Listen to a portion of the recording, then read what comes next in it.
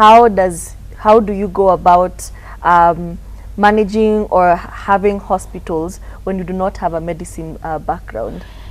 The first person who gave a degree was not a graduate. It's as simple as that. It's as simple. The first person who gave a degree was not a graduate. How did he graduate? Maybe the one who graduated are the one who gave gave him the degree.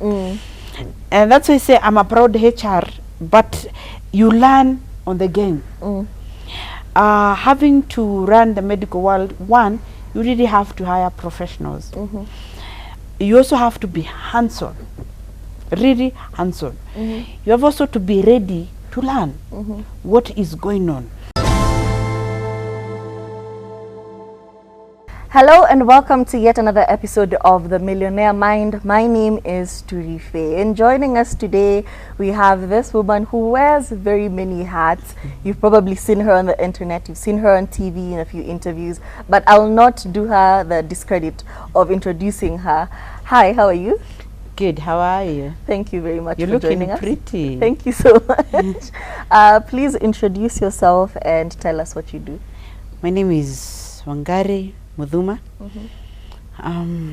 What do I do? I'm a business person. That's what I would say. I'm a business person, but my profession is a HR. But I found myself doing so many business. I'm in production. I am in tours, and I'm also doing well in healthcare. I've established few hospitals. I have one in Nairobi and 2 more branches in Mombasa. Yeah. That is what I do most. Okay. Yeah. So clearly those are a lot of things that you juggle around. Yes. So let's start from the beginning. How did you find yourself in HR? Or you can tell us your origin story. How did you start and find yourself into HR and then all these other things happened? My story is a very long story. I don't shy, and I was telling another person in another interview that I did. I don't shy from where I've come from. I've come from far. I've grown where poverty was the order of the day, where I've grown. And I used to tell my mom before she passed on that I will never and I won't die in poverty. That is where I've realized the power of a mouth is very powerful. And I remember when I was only 19, immediately after high school, there was my one of sister who was working in Saudi Arabia. Our firstborn sister, her name is Mokami. And she came back home for holiday and she applied for passport for me and I left. But the kiherehere in me could not allow me to stay in that place. That is where now I started my life. I stayed for only 3 years, but I was able to come back with very little money and very little knowledge and little of Arabic. That was back in 2004. So I got a job with a lady by the name Amin Azani. She used to have an office in town. So she hired me because of my little knowledge of Arabic. So that's why I started. We did the, she was doing the placement abroad. That is what she was doing. That is also where I started. And with time I established my own company, Mudhuma International Agency. That is where I do travel. That is placement abroad and everything else. That is where the healthcare was born. I worked with some few guys in the Arab countries. And I think they gained my trust because working with same people for over 10 years, you are able to have a relation. Yes, conditions. You are able to meet. You become a family. They are able to trust you. And Kenyans, we are hardly trusted, especially when it comes to money matters. So sometimes back like 4 years ago, they called me and they asked me, we want to start travel medicine in Kenya. And I said, me, I'm a business person. Even today, if you call me and tell me we want to do this kind of business, I will not tell you no. I'll ask you, is it legit? The only thing I only want to know is whether it's legit. So, and I said, yes, I will do it. And I have never done medicine anywhere. I have not even medicine. I've never even seen a needle. Only the one when I go to the hospital. Said I will do it. And he gave me the conditions. He said, send me your email. He gave me all the requirements and everything else. And that is where my journey of medicine started. It has not been easy because I got into partnership with other doctors, and they were like, this woman does not know anything. They wanted to take like the advantage of me. But I thank the law of Kenya was able to fight for me, and now you see where we are with the 3 hospitals. So now we have grown from travel medicine. When I say travel medicine, there are those people who travel abroad. They have to be sent to our clinic. So we have contract with the Gulf countries to do medicals for them. Medical checkups, yes. Yes, medical checkups for them to make sure that they are healthy. And but you have to meet the required threshold with the local government before you also have a contract with them. So you have to meet all the local requirement threshold, and then they give them their requirement, and then you do it. But now us, we have grown beyond the travel medicine. We are doing diagnostic and curative, and that's why we've seen we have also established branches here and there. Yeah. Awesome. And you have mentioned that people try to take advantage, especially of the fact that you were a woman in a field that you had, for lack of a better term, no expertise in. So would you say, in your own opinion, that being a woman in business, specifically as a woman in business, that it is a lot more difficult, and how do you navigate that? I won't lie. At this day and age, yes, you're still fighting that. It's not a lie, and it's also very sad. Sometimes I will go to a board meeting, and I will find I'm the only woman or 2 of us, and you'll still find people who are intimidating us men. And as much as we are trying to find for boy child, they still have a lot of space in this world, and they are able to navigate easily. As we are even given conditions to be where we are, not unless you are a fighter and you don't give up as a woman, you cannot find yourself in such position. The other thing is, people look at you as a weak agenda in the things that you do, so they will try to take advantage of that. And then now, when you stand out and you say, I am not weak, I will do this. This is what I'm supposed to do. This is what the government says to do. These are the rules. This is how you're supposed to treat me. Now you become a bad woman. Yes, and you become difficult. A difficult woman, an uncontrollable woman who cannot even be able to stay at home and become a wife or a woman. So we are still struggling with that up to this minute. And I have not come to understand it's not only in Kenya, it's all over. Yeah, everyone is having the same difficulties. Thank you. It's not only here, it's all over in the world, because I have traveled in so many countries. And women, as we work extra hard, don't forget, I'm still that woman who will have children back at home to take care of them. And I still have all this business to run, over 5 or 6 of them to run. And I still have children, and they will trust me more than the other gender. My children will be, they expect the mother to be the mother back at home.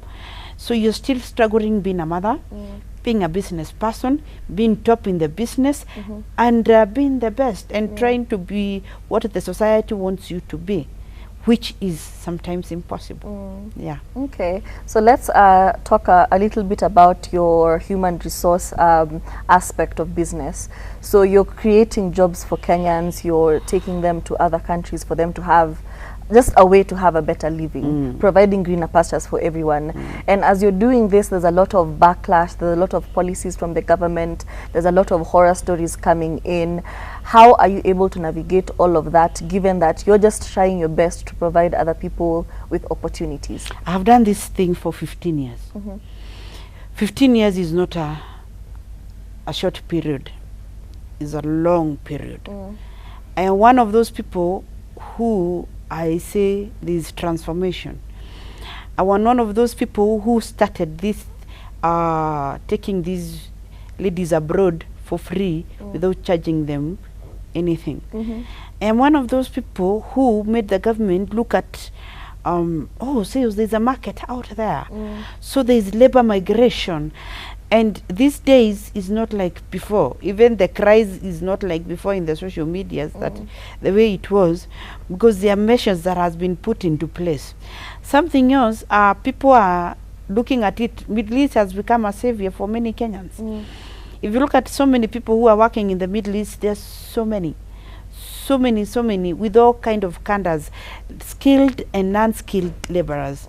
So me, I have seen a transformation where the government did not understand what it is, to a point where the government now is understanding, and it had to form its own parastatal that has its own name, National Employment Authority, that even have a CEO who are able, their only work is to deal with those people who are doing labor migration. So to me, we are doing well, though we have a long way to go. Yeah. I always, when I talk about this, when I go to any station, I discuss about labor migration. I always look at how Philippines they are doing. Philippines, most of their income, the government is generating with the labor migration. They are not only doing Middle East. I always speak to the government, even I'm speaking here to the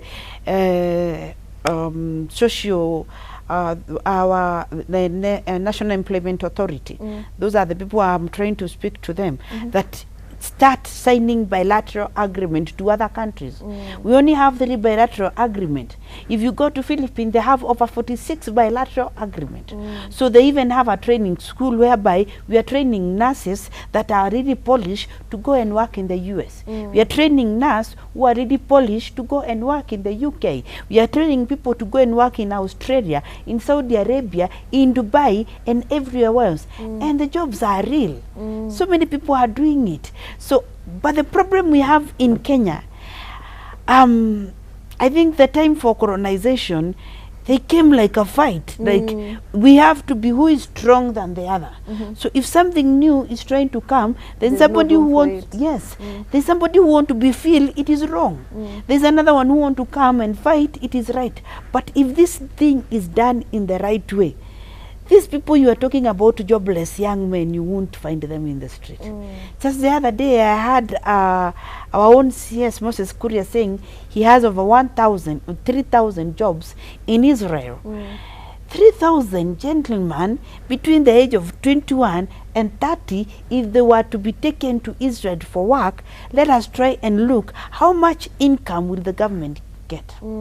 That is not even enough. How much are they going to save their family back at home?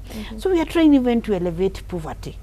Where I am sitting, as a woman who have done labor migration, I can honestly and proudly say that I have changed life for so many people who have been into the Middle East and other countries that we are trying to open up. I can also say, we say very well that we have even fought with poverty from the bottom of our heart. Yes. Thank you very much. That was a very passionate explanation for all of this, but we do see where it comes from and what motivates this passion. So that aside, Buthuma International has now given a chance for you to do other businesses. You've mentioned travel medicine. Could you now explain now the business aspect of it? How do you go about managing or having hospitals when you do not have a medicine background? The first person who gave a degree was not a graduate. It's as simple as that. It's as simple. The first person who gave a degree was not a graduate. How did he graduate? Maybe the one who graduated are the one who gave gave him the degree. And that's why I say I'm a proud HR, but you learn on the game. Having to run the medical world, one, you really have to hire professionals. You also have to be hands-on, really hands-on. You have also to be ready to learn what is going on. You also have to be ready to understand the market and the country and the government and what is needed. Like for me now, I'm very passionate because I'm from the mountain. I'm passionate about the diseases we are experiencing in the mountain. If you look at our people, the lifestyle diseases we are suffering, they are diabetic, high blood pressure. Those are the 2 thorns we have. And why? Simple diet. Those are some of the things, like now as Nairobi outpatient, we have really become passionate about. Even if you'll call my doctor here, the director of medicine in our facility, Dr. Derito, we are talking really about what we are supposed to do and the lifestyle and the things that we are supposed to do. Because every day, I will tell you, we are treating more than 20 clients with diabetic.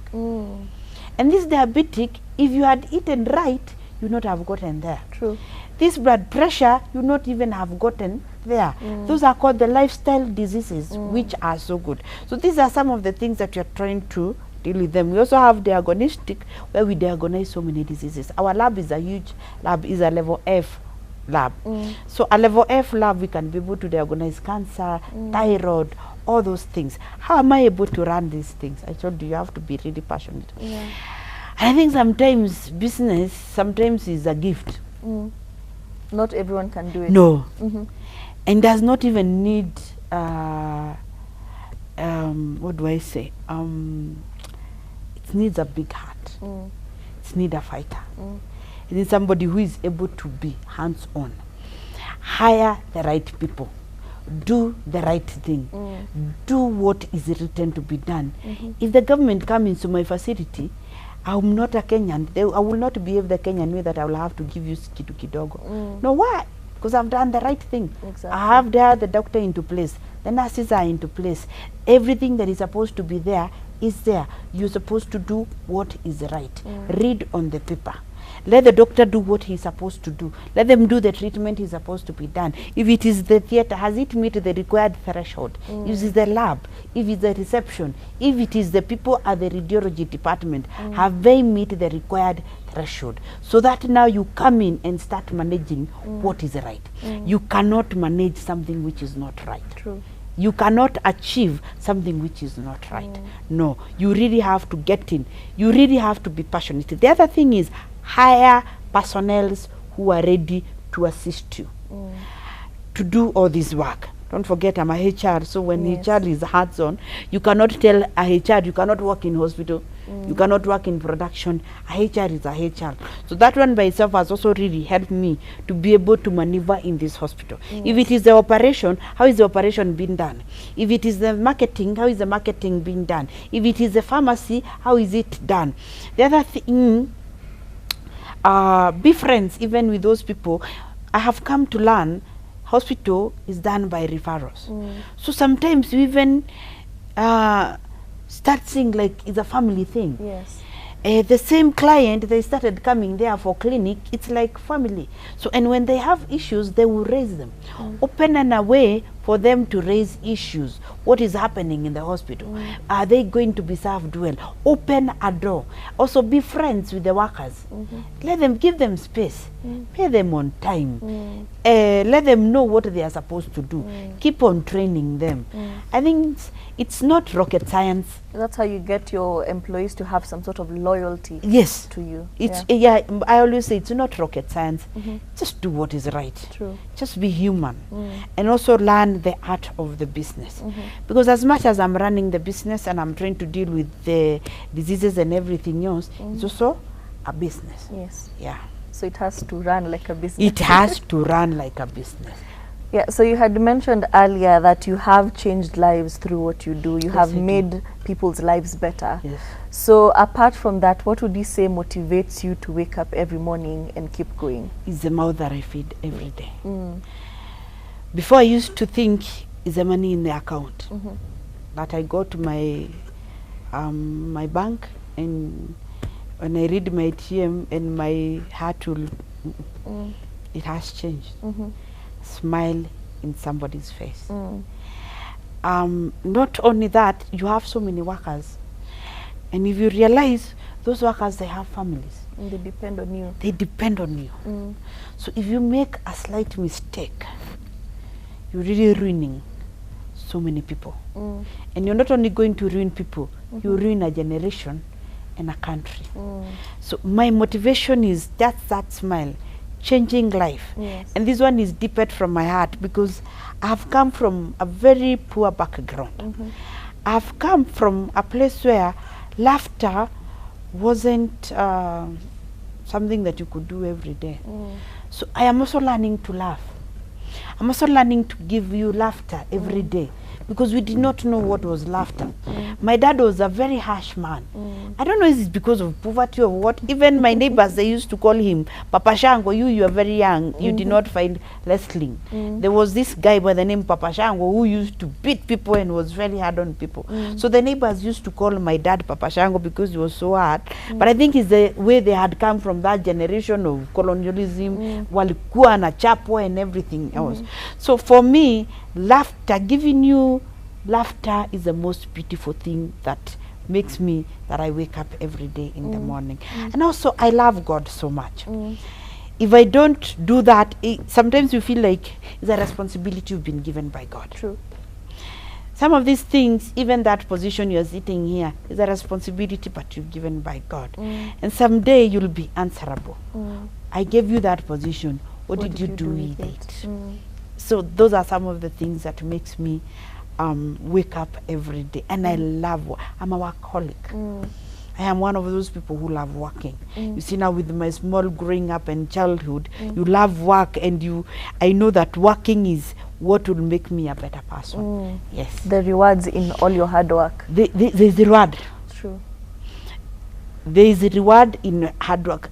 And when you put God and hard work and the right thing, there is a reward in hard work. But I always tell this young generation, they are making 20,000 Kenyan shillings. They are paying rent of 10,000. So he's left with 10,000. He's saying 5,000 ni ya hare. 5,000 ni ya fare na sijui vitu zingine. By the time 15th come, by the end of the month, hana fare. Hana anything. Hana anything. You start calling me. And when you call me, I'll ask you, you don't work? I have to tell you, you're working.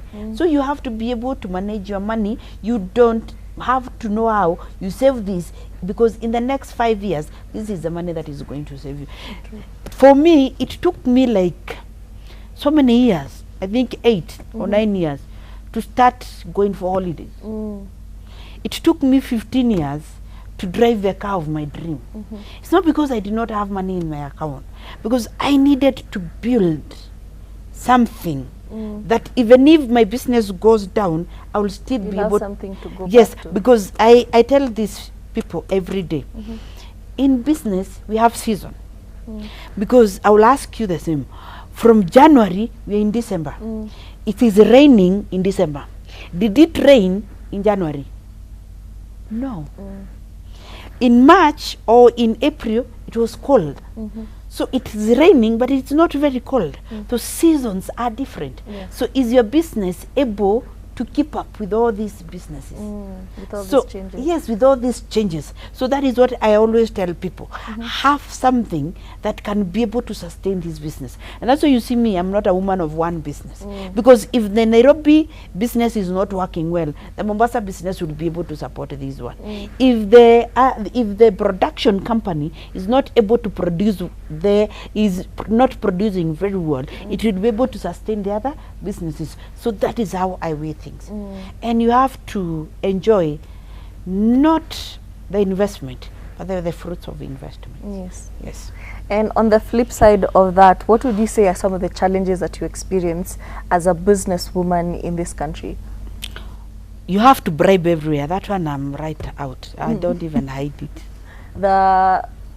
What will you say? How will you put it? The normalization of bribing in Kenya. It's like it's normal, but it's not. It's like it's normal, but it's not. Can I tell you something? How it is even, people say it is normal. You're in town, you are stuck, and you just need a direction to go somewhere. Unauliza soja, I need to go there. And the soja asks you, uniachi kitu kidogo. You know that's bribe. That's not good heart. If you go somewhere in Tanzania, atakusaidia with a very good heart and a very open heart, and they will do you very well. But in Kenya, bribe is like our normal life, but it is not. And you know, I have come to learn in every sector, so that you get into this department. So now you have to chase at the Kenya. Everywhere you have to chase at the Kenyan way. Whether in licensing, whether it's bringing up a partner in Kenya, whether it's starting a business, whether it's even renting a business house. you have to cheza kitu kidogo. That is the most discouraging things in Kenya. And we would have so many investors who have come outside, but they are being frustrated. Just the other day, personally, I was coming out of the country, and to be sincere, I had bought just few perfume and a phone to my friend. And can I ask you, somebody at the custody, I had few drinks. I don't drink myself, but I had souvenirs for my families and some few perfumes. And somebody was telling me I should not carry those. And he has seen I've bought them at the duty free, that I should pay for these souvenirs. And I said, I will sit here even if I don't drink. I drink for until tunakaa chini tukunywe na wewe instead of you charging me. Yeah. What else was a visitor? Who never have come back in Kenya again. True. But me, I don't have anywhere else to go. This is home. So this bribing and Kenya harassing people everywhere from the airport to the gate, it's not so good. Yes. It is the hardest thing. Then something else, it's like a woman establishing a business and becoming, we are labored. That laboring is the worst. Alifika hapo because alifanya nini. Si hata wewe ufika hapo ufanye hivyo venye nilifanya. Exactly. So that you understand where you've come from. And being a woman, even you sitting in that position is not easy. True. So and this mentality that you have to do something to be where you are, it's only hard work. That's it. Okay. So clearly we have seen that there's need for systemic changes on every level for us to have good businesses going Not in on. everywhere, even in us. Even in us. All of us. Change starts with you. Me. It is not only with the government. Because when I sit here, I blame the government. And the government is me. Who gave that position to those government? It is you. Thank you. Exactly. So you need to change from an individual level. From an individual for the change level to be effective. But who will preach this thing? Nobody is here to preach this It's thing. easier to blame other people. It is easy. We are easy blaming. That's why sometimes, see, personally, I don't blame. Because it is started with me. I queued for so many hours to bring this government into place. And still we are bribing. And I'm still also myself, I am also bribing so that my things can be able to move. So the blame game starts with me and all of us. Yeah. Okay. And now let's talk about the production companies. We have talked about human resource with Muthuma International. We've talked about the travel clinics and the hospitals in Nairobi and in the coast. So now let's talk about production. You've mentioned production, but you've not mentioned production of what? We do water. We are, I'm a CEO of Wonderful Waters too. I have also partners who we work with. So especially these holiday seasons, we are really doing so many occasions. So we also do production of water, and we are supplying in the supermarkets, in the occasions, all those things. It's not it's a year old. So still we are still learning about it. It's not 15 years old like the others. Yes. So this production is a year old. We have learned our own lesson and we are still learning. But if you still want water, we can be able to supply you even 1,000 or 5,000 cartons. We are ready to do that. Yes. We also in real estate, we rent houses, we sell land. I tell you, we do everything. We rent houses. We have houses in Kasaran. We have houses in Redo. We have plots in Garissa Road also. That is there under the umbrella of Muthuma International Agency. This is what has created all those things. So we even have lands here to sell. Very genuine with very genuine titles. We don't like fights with Kenyans. So we rent very nice houses. We also sell lands in Garissa Road, and we are doing well. Okay. Yeah. So clearly there's a lot you do, there's a lot of you juggle, there's every industry that you know you're not in. Which one have you not tried so far? Maybe the medias and everything else. But anyway, I don't think it's because I'm in production, I'm in hospital, and that one the waters and housing. I think that is enough now. But not unless I find anything else, I will still do. So long as I'll be able to handle it and be able to manage. The most important is you can have so many, but are you able to manage all these things? Yes. Are you able to keep them into place? Is the system in place working? Because the most important thing is, have you put system into place, because that is what runs the business. It's a system that you have put into place. Have you tried to seal all the loopholes? I will not sit here and lie to you and tell you that I don't get backlash. I do. I will not sit here and tell you that I don't find people who are trying to manipulate here and there. I do. But why do I get them? Because there are systems into place that are working. And then you have put people. You've not put machines there. Yes. And most of the Kenyans, we have a problem with the Kenyans. They think that you started yesterday and they want to come into a company and become you. And they don't know the journey that you have traveled. So you see now you're still dealing with those people. So you have to put system into place, people in place that they must work, and they have to work the system. And also you have to be hands-on. Yes. Okay. So clearly you have a grass to grace story. You started from the bottom and now you're here. Bottom. Yes. Bottom. I was in a CEO dinner just the other day, and I was telling people, if you hear me, even here that is the same thing. If you hear me, there is a difference between, I am not able to differentiate between R and L. Just understand, my class was a polling station. Just understand. Yes. And I grew up in an environment that was very harsh. And these days, because we have healed and we've come, we lost our mom when we were very young. And my mom died because of HIV. When the stigma was bad, you know that time the stigma. These days you can tell anyone that you are HIV and you are lewe kunywa madawa masafari tuendelee. It's not a big deal. Me, what will even shock me is cancer. But that time my mom died of HIV is the time the stigma was so huge, and we were very young, and everybody was looking at that. How will these people pull through? Even if my mom had sisters and brothers, they would not have been able to come and chip in and help us, because they also have their own life. So we lost our mom when we were very, very, very young. So you can imagine struggling with even food daily, struggling to go to school, struggling even with the small basic things in life. I think in our village we were the poorest. If you're being honest. I'm actually, and if we were not the poorest, even the poor were calling us the poor. So I'm being very honest. There's a big motivation from your background to be successful. There is. I hated poverty with all my heart. And I used to tell people, my mom used to have turban, kitamba. And I did not think that, I thought that my mom used to have turban because of poverty. I did not know it's because of religion, and she believed in God. Me, I think it's because she cannot be able to afford to do her hair. So I used to tell her, Mom, even if I grow up, I cannot be able to put that. I would rather shave my hair, become very short.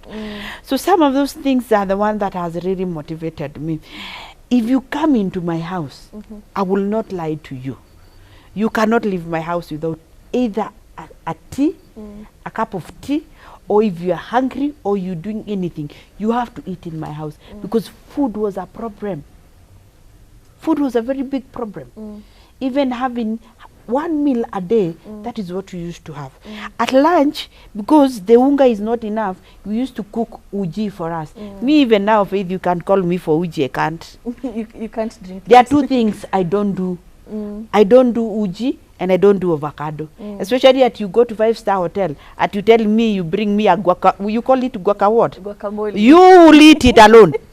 So it's clearly a trauma response. That's a trauma response. At you give me a I don't even want to hear it.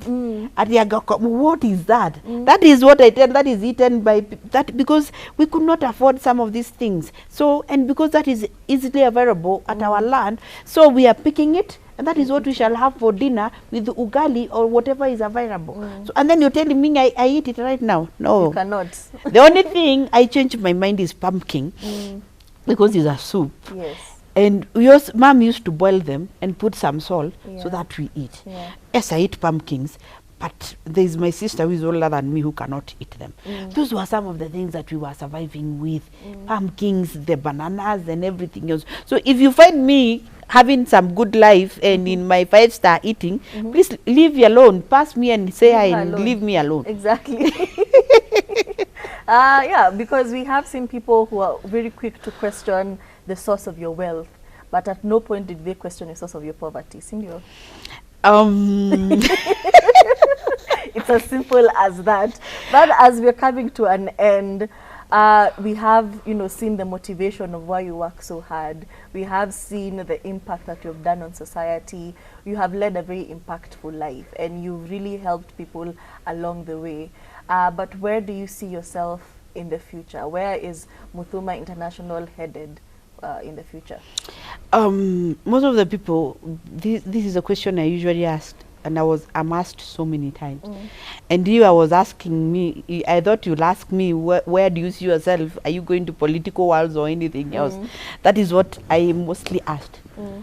For political, no. For changing my society, yes. I would want a Mount Kenya which is free from this lifestyle disease. I would want where I'll start on my own, let the government or any other non-governmental organization come in, whereby I'm going to train my people. Can you eat fish? Even if it is coming, healthier. It is healthier. Can you start eating this? Wacha kusema skuma. Skuma ilikuwa inaambiwa ni skuma ya kusukuma wiki, but does not have any nutrition value. I would want a society which is free and is aging very well, that you'll come into my village and you'll find 80, 90, 100-year-old person of my age because of the diet that they are eating. Second, I would want a society whereby you can walk into my clinic without even 1 shilling, and I can be able to treat you, and I ask that money from the government. Where the insurance are working. Why is it that the insurance companies are not working in this country? Why is it that every time we have people who are doing harambes on the social media, we want to take people to India, we want to take people, we have to do transplant. Hello, what is wrong with our country? What is that is so huge that we cannot be done here? The insurances must work. We have KU Hospital. Is really doing a beautiful and a good job. The Professor Mugenda there, I wish, we are not friends, but I wish I can see her. I will just give her a hug and tell her, woman, you're doing a great job. Why can't we have 5 or 4 of them in this country where you don't have to be doing those harambes and people are going to India? The government of Kenya, the NHIF, why can't it work for every Kenyan? Whether you are poor, whether you are middle class, whether you are rich, why can't we work for every one of us? That we stop doing this small harambe and everybody will be safe when it comes to healthcare. That is the country I want. That is the government I want. That is the society that we all need. We are tired.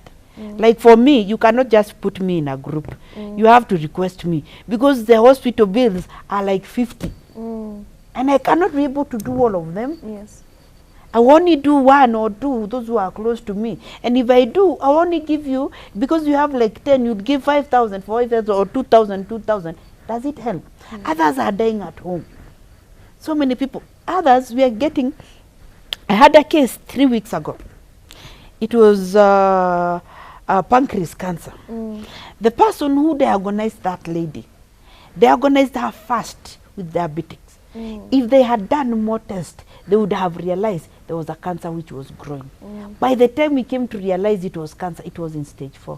We could not save that woman. But that person who diagnosed her with diabetes, and it wasn't diabetic, it was cancer.